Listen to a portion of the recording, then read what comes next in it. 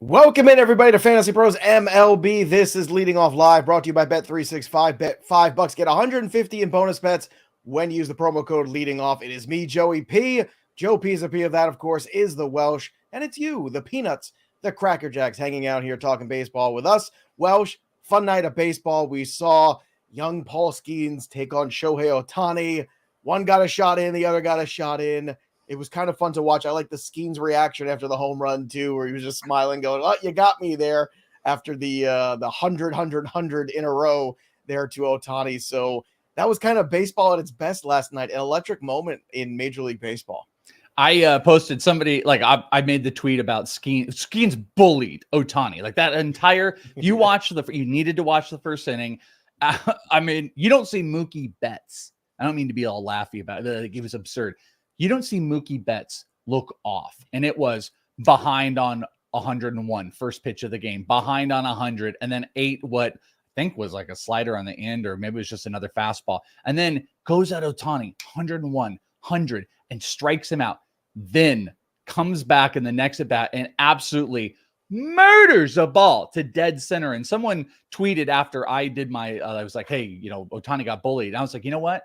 That's what I love about baseball. That was the game you needed to see. There's nothing better than seeing a young pitcher like Skenes, who is proving to be one of the game's most ridiculous, go up against the greatest player in baseball in Ohtani, and then Ohtani just get him right back on both sides. It was a fantastic outing. Skenes, pretty fascinating. I don't know how much you watched about it in general. Obviously, the fastball, these guys could not catch up on. If you're watching the broadcast too, something I thought was really interesting was they were talking about the adjustments that Skenes continues to make. He wasn't showing that splinker pitch in the first inning because he was trying to go fastball, and he's done the inverse in other starts. He's a really smart pitcher with really smart catchers that are working with him, and we've seen that splinker have like 40% usage in starts.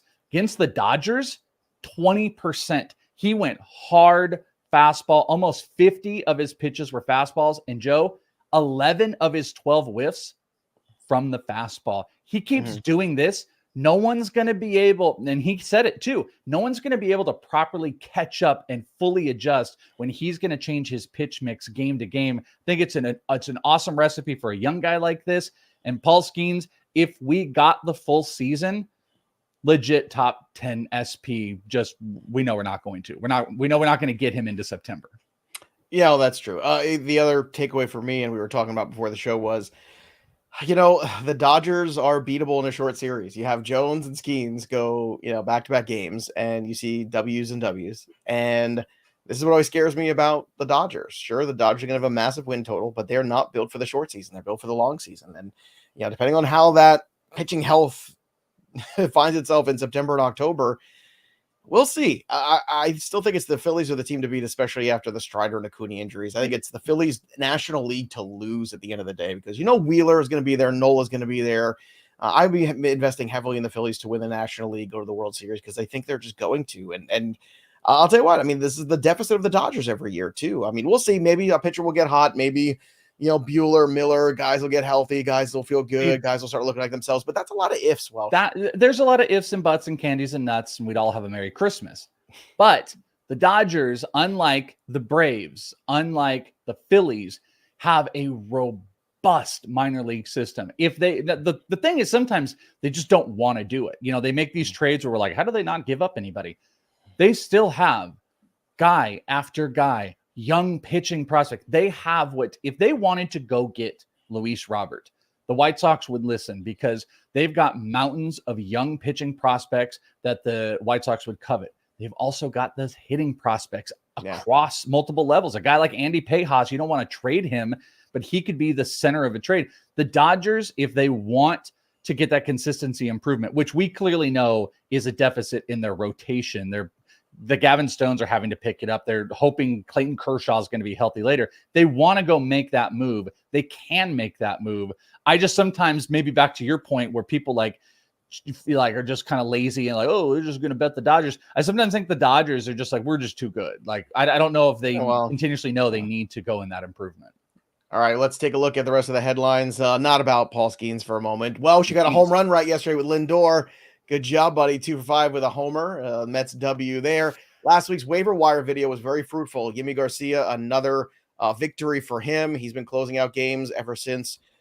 Yeah, Jordan Romano go on the IL, and Nick Gonzalez drove in 4 runs with a double, a single, and a sac fly yesterday to help the Pirates win in that game that we were just discussing earlier. So if you watched the waiver wire video last week and you picked up these guys and they're helping you immediately off the wire. Josh Smith, another good game for him. I know we talked about him yesterday. 3 for 4, homer and a double for him. Do you think, I mean, looking at the slash, 290, 377, 444, do you think that no matter what happens rest of season that Josh Smith has earned himself a place in the everyday rotation of guys basically for the Rangers, or do you think he still gets odd man out at some point in time? I think it's like somewhere in between there. I don't think he's got one position he's going to lock down. Like, he can cover Josh Young right now, who, by the way, Josh Young, I believe, is getting ready to ramp up. I mean, he's always getting ready to ramp up to come back. It seems like he's always getting hurt, but like he'll be back within probably the next month or so. What I think with Josh Smith is I think he's a guy that is going to lock down like the super util role. Last year, that was kind of Ezekiel Duran. So if there's a spot needed at second, if there's a spot needed in third, if they need a guy in the outfield, where Josh Smith, I believe, has worked all 3 of those spots, I think he'll continue to go. But like, I'm not crazy optimistic on the profile. Almost a 50 spot differential negatively on his expected batting average. So what he's hitting, really low hard hit numbers, incredibly garbage barrel numbers. He's just not an impact hitter.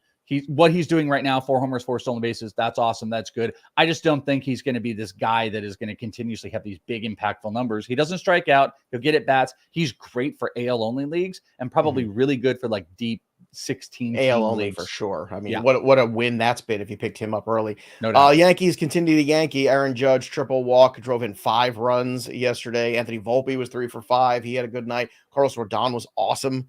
9 strikeouts over 6 innings, so he stuck it to me. Also in that game, Royce Lewis homered for the 3rd consecutive game. He also technically has 4 straight games with a home run starting the season, which is a Twins record. I saw that this morning, which was pretty fun. So I told you, man, I was trying everywhere to buy Royce Lewis on the dip, and I just couldn't do it. He has been tremendous. And he, remember going into the year, Steve Gardner, we talked about Steve yesterday. Gardner was saying his dark horse MVP was Royce Lewis. I mean, I think it might be too late for that. It's too late. So, but still, man, he is going to make quite a push here in the second half. He's going to have a lot of people talking. Injuries be damned with Royce. I legit think Royce is one of those guys that has that like first round talent that's just floating around. It's the injuries that are holding him back. I did a fresh update on my redraft ranks on Fantasy Pros, and I vaulted him up, like put him into that second, maybe 3rd round range. Dynasty, I'm doing the exact same thing. I don't know, man. If he was, I was joking on ITL yesterday, Joe, that I want to find out what the record for most homers off of the IL is, because Royce Lewis is going to break that. Like, he comes off the IL and instantly hits a homer every single time. But unfortunately, he's going to the IL all the time. He's got like he's got a season pass to the IL 3 or 4 times a year. He takes advantage of it. We need to get him off of there, but he continuously shows elite hitter in baseball. And if he could just be healthy, he's going to be like a 1st to 2nd round talent. Here's an interesting one here for Razor. I just made an offer to get Royce for Austin Riley. Who would you rather have rest of season? I'd rather have Royce. Yeah, you're taking on a lot of injury. I know Riley's had his little thing, but like a lot of thing. I don't know. I think that's kind of even. I'm cool with either side of it, to be honest with you. I think I want the Royce side of that trade right now. Craig Kimbrel, this was fun. Just for fun. Entered the game tied to start the 9th, took a loss. If you are the Orioles, and I know you're not, but if you were. If I was an Oriole. If you were an Oriole, Mason Miller is out there, right? Theoretically. Now, you have the kind of prospect capital to get 1-for-1 deal for Mason Miller. Would you flip Kerstad for him? Is that too much? That's not enough. There's 0.0% chance the A's would consider taking Kerstad for Mason Miller. Why? Kerstad immediately becomes probably their best player. Okay, Mason Miller has already proven to be Brent Rooker is their player. And actually, Kerstad is kind of Brent Rooker.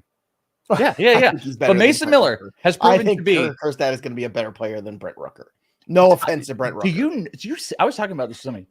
Have you seen the cost it takes for closers. I have, but the relief A's are pitchers. eventually going to sober up and realize that like no one's going to pay quite that cost. They're not. They are going to ask for the world. I promise you, for Mason Miller, it would cost Jackson Holiday and Kerstad and maybe more. So there's no chance it's a 1-1. I don't think Mason Miller can get traded because a controllable top 5 closer that you not only like have the years, but you have the finances on. Well, that's why I'm thinking Orioles, because Orioles have these guys like the Norbies of the world and the Colton Cowsers. And I think it's a great idea. Your idea is incredible. But it's like, look, everybody wins here. You get a premium middle of the order bat. We get the premium young closer we need. Both are controllable for a very long time and cheap.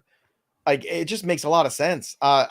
I think both of them should come to the table and figure it out. I think it would be Povich, who we're going to see today. I know we're going to probably talk about here in a second. Prospecting I think with the Welsh today on Thursday. I think it's going to cost I would cost Povich, and it would cost. I just don't think Kerstad would get it done. I think they would want like a Holiday. I really do. I think it's funny. I thought like Kerstad was almost too much because he's an everyday player that looks like he could be a stud. No. Matt Hoey's got a question here. Joe and Welsh, who would you rather have, Mookie or Yelich and Teoscar? It's Mookie for me, and it ain't close. By what did it say? By a country mile? Country mile. Speaking of country, going to see Chris Stapleton tonight. Now, I'm not a country guy, and people always say, "Look, Chris Stapleton's country." I find him to be more. I find him to be a little bit more Southern rock blues, a little more Leonard Skinner than he is necessarily like country. I think. Okay, let me ask you a couple questions real quick. Will there be more boots than Nikes? I don't know. Will there be tight hats? That's for tight sure. Levi jeans? Oh, probably. Bud Lights galore? I don't know. Nowadays, no. But yeah, you know what? Bud Light might not be the best. You know what? There will be, because people are already over that. Because it's a country concert. That's okay. It's okay. If there's going to be there we go. Wonky to my defense. Chris Stapleton isn't country. He's a solid musician with intelligent music. Yes, one of the great voices of our time here. His rendition of the national anthem 2 years ago at the Super Bowl, by the way. Oh, God, that was amazing. And yes, Jerry, it is in Camden. So if you're out there, come find me. Say hello. It's a good time. I haven't been to that venue yet, but I hear it's really fun. But yes, there you go. Let's get to the rookie Lookie. Cade Povich, obviously, as Welsh mentioned, is going to make his major league debut against the Blue Jays in Toronto. About 20 minutes. Yeah, about 20 minutes away. 5-1, 3.18 ERA, a 1.11 WHIP, 75 Ks to 21 walks in 56 innings. So he has been terrific. We'll see if that carries over. Not terrific yesterday was Spencer Schwellenbach, 6 runs, 4 2/3 innings in a loss to the Red Sox. So Schwellenbach was piece and of the prospecting with the Welsh just a couple of weeks ago. I think the prospect segment was starting weeks and weeks ago, way ahead of the curve. So if you want to stay ahead of the curve with all your prospects for redraft or dynasty, it's time again for prospecting with the Welsh, because Welsh is country, that's for sure. Welsh is going to break down some of the prospect movement. Things are going on all the time in the minor leagues, and Welsh has his nose to the grindstone. Is it nose or eyes or ear? I don't know. Something's on the grindstone. Welsh on the grindstone. And I'm a little bit country and a little bit rock and roll, if we're being honest here. That is a little bit. So let's talk about the prospects. What do you have here for the people? All right, it's kind of a 3-section. I'm going to give you the update. One thing I'm really, really trying to focus on right now when we're doing this, when we're talking about prospects, is making sure that we're not just doing this as prospects that are going to get called up, and it's prospects that are going to be impactful, because I could give you a list of guys that are on the precipice of being called up, 26, 27-year-old guys that are going. It's the guys that we would really prioritize either picking up if they're there once called up, or putting a little stash. The hitting side really only lives in the big names still. So I'm going to give you just an update on the guys if you haven't been following, because James Wood is at the top of our list as always. He was hurt on the IL. He has returned to AAA, started to practice, should be back any day now. That's important. Also, not just because of everything I said a couple weeks ago when I was like #free James Wood, hits lefties, hits righties, does everything. Eddie Rosario with the Nationals is currently hitting 181. So I just want to point that out. Lane Thomas is back. Jacob Young has been solid. They got Jesse Winker at DH. Eddie Rosario, 181, though he has counting stats.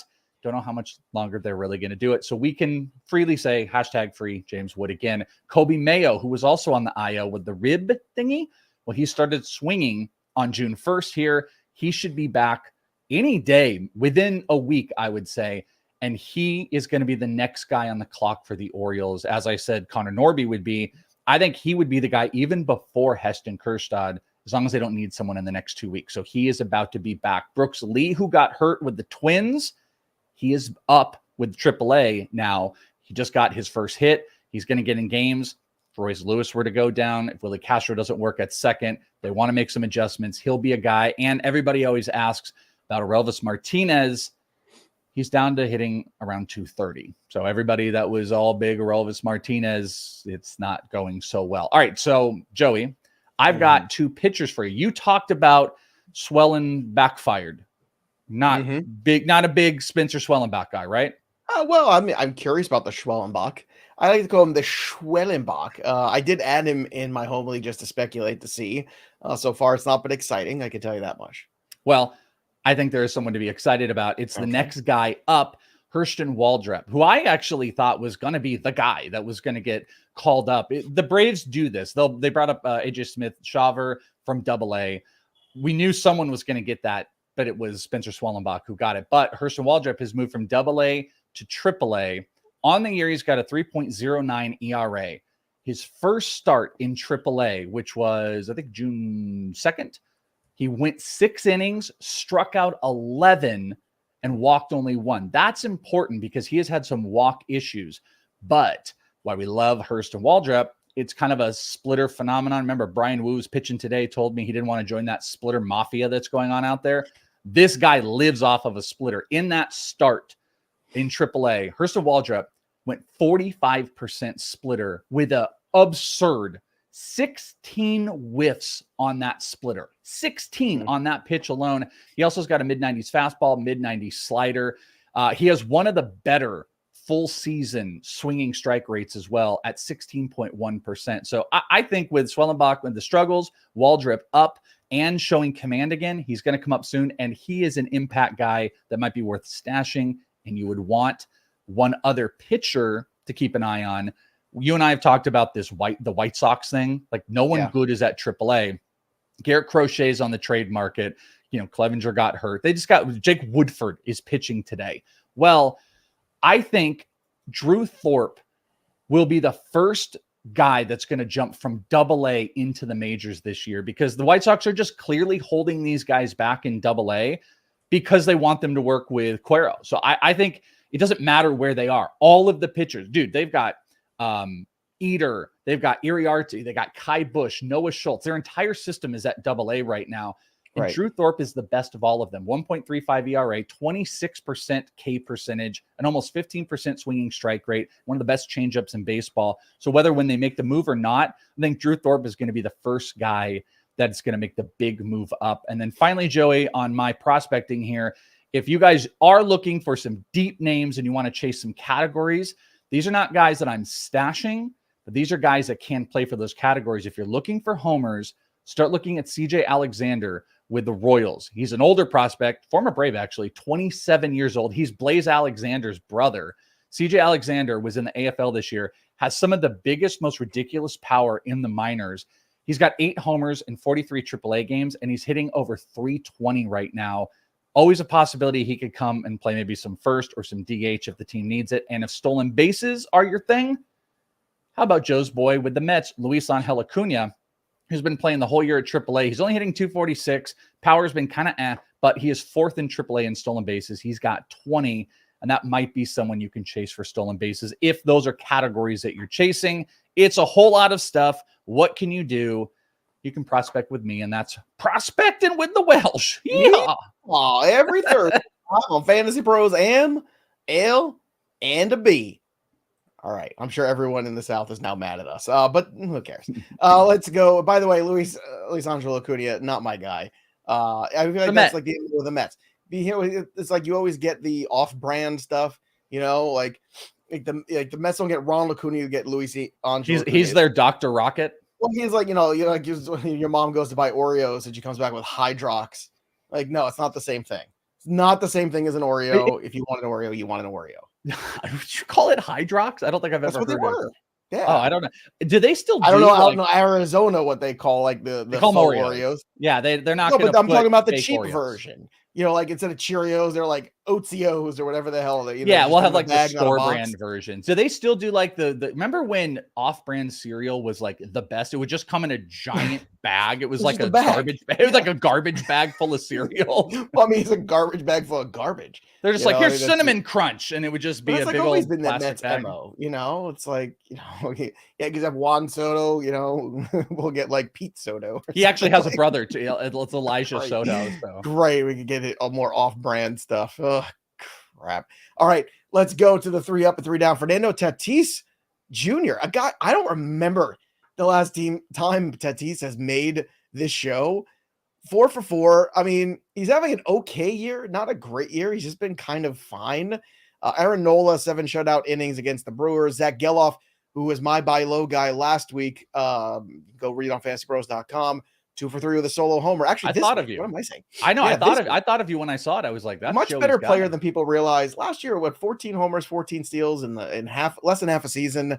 Just give him some time. He'll figure it out. But Tatis is an interesting one, Welsh, because I feel like we're sitting here, we're talking about Soto, we're talking about Judge, we're talking about Jose Ramirez, we're talking about all these guys. Tatis used to be in that conversation. I haven't heard a peep from anybody about Tatis this year, including us. I mean, what do you think? Yeah, no, it's a good point. I told you, or I said maybe it was in the cleaning up episode we did. Discord, fantasypros.com/cleaning up. You guys want to hang out with us? I have Acuna in a dynasty league, and I was offered Tatis Jr. I mean, that's pretty good, especially if you're trying to compete, but I'm borderline competing. There's just been, to your point, there's just been something. I will tell you, Savant Page looks great as far as like he is underperforming his own batting average. He's got some of the biggest hard hit numbers he's put up. He's lowered his K rate. He's barreling up the ball.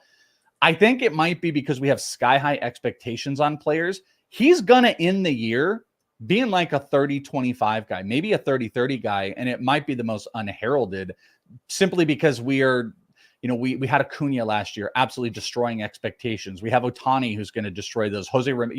I think he's just kind of falling by the wayside a tiny bit, but he's still going to be he's a first round talent that might just be getting closer to 10, 12 range. Juan Soto's going off. I think we just might be fried a little bit, even though he's having a pretty dang good year.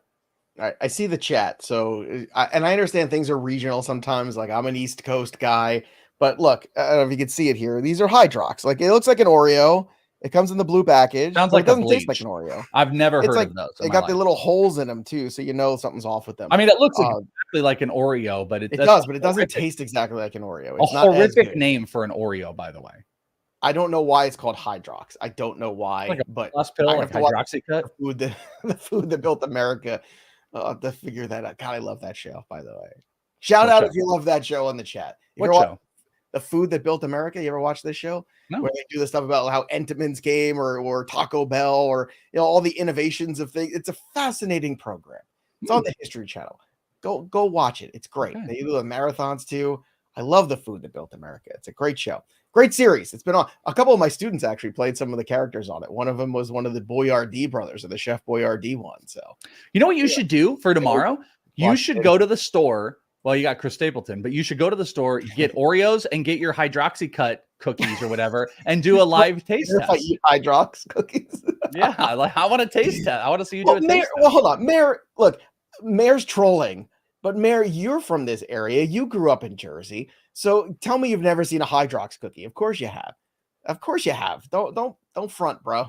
Don't be fronting. 3 down. Jordan Montgomery. Yeah.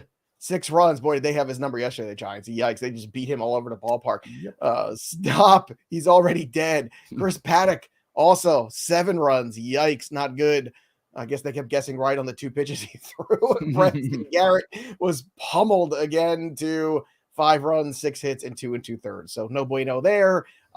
Injuries, Manny Machado day-to-day with the hip. Bruce Bochy was telling everybody that Corey Seager's hamstring is not believed to be serious. Sure, Bruce. Sure. I got a Hydrox cookie I'd like you to try too. Jorge Polanco's hamstring is not going to return when he's eligible today. Kenta Maeda was pulled yesterday. Welsh was totally confused. By the way, I love that. I tweeted that yesterday. I almost text you to just give you credit. I was going to text you and say, all right, it's one of the funnier things that you've done. I'm surprised you didn't pull and have artwork. That's saying something. Well, the best part was, I got an alert on my phone about Kenta Maeda, And they pulled all the bets for him for the day that they canceled the bets. And I tweeted it out there. I was like, this really confused Welsh. He had no idea exactly what was going on. And all the people were like interacting with it, saying the best part of this show is that nothing dies. Like the inside jokes of the show just never die. And I'm sure there's people joining us for the first time going, what the hell are they talking about? Don't worry about it. Doesn't matter. It's just funny. It doesn't matter. Don't worry about it. Kodai Senga. Hopefully we'll see him again soon. Zack Eflin made his reemergence from the IL. No decision. 3 hits in 4 innings. So that's good to see. Jack Flaherty told everybody that he's going to make his next start on Tuesday. That's great. And Kyle Tucker might not be joining the lineup on Friday. And Bregman might be. It seems like Bregman going in the right direction there. So again, take advantage when these guys are out of the lineup here. That's what you do on the betting side of things. And speaking of betting, it's Thursday, so you know what that means. It's time for the best bets of the day with Joey P and the Welsh. Go ahead and place your bets over at Bet365. Use the promo code leading off, bet $5, get $150 in bonus bets when you do. 21 or 18 or over in Kentucky. Gambling problem, call 1-800-GAMBLER or 1-800-BETS off in Iowa. Terms and conditions apply. Now, Welsh, we know it's a little bit of a shorter slate here, only a few evening games, so we really got to talk to that. So I kind of hyper-focused a little bit today. Slade Ciccone, how you doing? Outs recorded under 15.5, minus 110. I think this is one of the best things you can bet on today. I don't think he's getting any. I don't think he's smelling 12 outs, let alone 15, Welsh. That's how I think. I don't know what you want to share about that. I know what your Diamondback guy, but he's one of the best bets on the board today. I'm a little defensive of Slade Ciccone just because he was really open. He talked about what he was trying to do early on in the year and how he's needed to change, not getting cute and just attack with his stuff. And it's been a bit better. This is a tough matchup. So that's a tough number. I don't think it's as guaranteed as you're saying, but I also won't be shocked when he doesn't make it to the 5th. Well, I was going to say, you got to get to the 5th inning here for him. A task that he hasn't done in his last 2 starts. Yeah. So we'll see. I'm going with the under. We'll be talking about Tatis tomorrow. We'll talk about Tatis tomorrow. Maybe a little bit more Tatis to come here in this segment. Minnesota on the money line. I know they dropped a couple games here to the Yankees, but I think they get one today with Pablo Lopez on the mound. Plus 135 on Minnesota. I love the plus money. I know they're on the road. I don't think they're going to get swept by the Yanks. Boston run line minus 1.5. They're one of the heavier favorites on the day. So sometimes when you're looking for the run line, you find the heaviest favorite, and obviously the money line is going to be too much, so you move to the run line. Minus 1.5. It's minus 135. The juice is pretty decent there, but maybe you find your favorite hitter in that lineup and you go to them to get a hit, and you add that to make a little parlay again against the White Sox, and they stink. Parlay of the day, going to go back to Fernando Tatis Jr. here, we were talking about earlier in the show today. Give me Tatis to record a hit, record an RBI, and the Padres on the money line. You put those 3 things together, you get plus 245 today, Welsh. So, Welsh, what do you have for the people on this teeny tiny Thursday slate? It's not. I mean, we've seen some smaller ones. There's some stuff to be had. I want to bet strikeouts. It's not the size of the slate. It's how you use it. I was saying I want to bet strikeouts. I don't like any of them. I got a lot of game lines here. Everything has gotten really tough. My favorite of the day, and it's dicey because it's a parlay, but St. Louis Cardinals backed by Sonny Gray and Boston with Tanner Houck. I am putting those 2 money lines together just to win, not playing any run lines.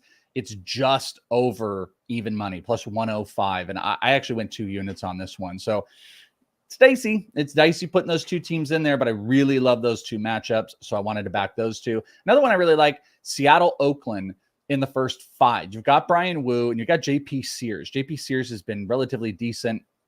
And also these teams, A, are 2 of the worst first run inning scorers, and B, 2 of the worst first 5 inning scoring teams. These teams don't even add up to 4 runs on average through the first 5. So I might have sprinkled a little bit on the nerfy, but the play here for me is going to be the first 5 innings under 4.5 runs. It's around minus 130, minus 135. I really like that play. Then I'm going to go to Atlanta, backing Reynaldo Lopez, who I believe we may have talked about in the cleaning up episode. Reynaldo Lopez minus 1.5. It's plus money to back them to win by 2 runs, plus 114. Those are my 3 favorite bets of the day. There you go. Make sure you are placing your bets over at Bet365 and use the Betting Pros app. I'm on a 4-day hot streak, Welsh. The fire is still burning very bright. Follow me at JP I got 3. And Welsh as well. You can follow us at bettingpros.com/Joe/Welsh. Join our group bettingpros.com/leading off. Lots of fun things to do and placing your wagers at Bet365. But use the promo code leading off when you do. Those are the best bets of the day for Thursday. Now, little 3-day streak. Where's my face? Look, 3-day streak right there. Yeah, that's very nice. I got Fire. my 4-day streak. Fire on fire. Look at you finally coming back into focus. So, of course, Mike Mayer, no help as usual. There you go. Hydrox. I'm reading about the history of the cookie. Sunshine Biscuit Company. They were debuted in 1908 when I was in high school, and they were purchased by Keebler in 1996. So there you go. And then they started calling them Droxies, which I don't think that's definitely not a good route. Like, and I guess that didn't last very long. It's the worst name of a cookie of all time. It is I mean, dark chocolate, sweet filling. There it is. It's a whole. I could think of worse names, but they would all not be appropriate. You can buy them on Amazon. I'm gonna send you a box on Amazon. That's ridiculous. Look, and people saying I'm from Philadelphia, and I'm like, I remember seeing them in the store and even getting them in Philadelphia because when you're in college, you're on that cheaper budget. You couldn't afford the real Oreos. Not everybody's buying name brand stuff like Mike Mayer walking around there, with his Cheerios and his, I gotta be honest. He's eating Fruit Loops. I'm eating, Fruity Loops. It's a whole different thing. I'm a bigger guy. Never a big Oreo guy. Oreos are fine. Oreos are kind of a occasional thing. Give me Cinnamon Toast Crunch. We were talking about cereal earlier. Give me, Cinnamon Crunch blankets or whatever the hell they're going to call it. Cinnamon's one of those things I got to be in a real right mood for. Oh, really? Cinnamon Toast Crunch is the greatest thing of all time. Give me Cinnamon Toast Crunch over Oreos every single 10 out of 10 times. Oh, no, that's a great take. What would you rather have? A bowl of Cinnamon Toast Crunch or a bucket of a bucket of Oreos and milk bucket of Oreos cookies? I don't know. I think I'd rather have the Hydrox cookies. You know what? I think after this, I might have to send you a box of the Hydrox cookies to your house. I mean, what is it? Why do you keep getting desserts sent to your house for this show? You get cannolis brought to you. I'm gonna send you cookies. I'm trying to buy some. I'm running in 95-degree weather. I'm trying to eat good. Don't send me cookies. I'm going to send you the smallest one I can find of the cookies. And then what we're going to do is we're going to do a live taste test on the air of the cookies at some point. That's all what we're going to do. That's a good idea. Welsh got a home run yesterday. I did not. Again, the leaderboard remains the leaderboard at the end of the day. Not too much changing. What do I have? 13? Where's Fred Dinger? Let me know. Or Fred Dinger might be able to figure that out. But actually, you know what? I think it's very possible that I might have brought up the wrong home run board. So let me see if I can pull up an updated one. Again, you still get the Vlad Guerrero signed bat. Pazzi so far in the driver's seat. No, I'm still at 17. Pazzi still at 23. So there's the updated board there. So apologies on the wrong board there earlier. We've got so many boards, so many things going on here on the show. So Welsh, I'm going to continue with the theme of the show today, which is rediscovering Fernando Tatis Jr. So give me Tatis for my home run today.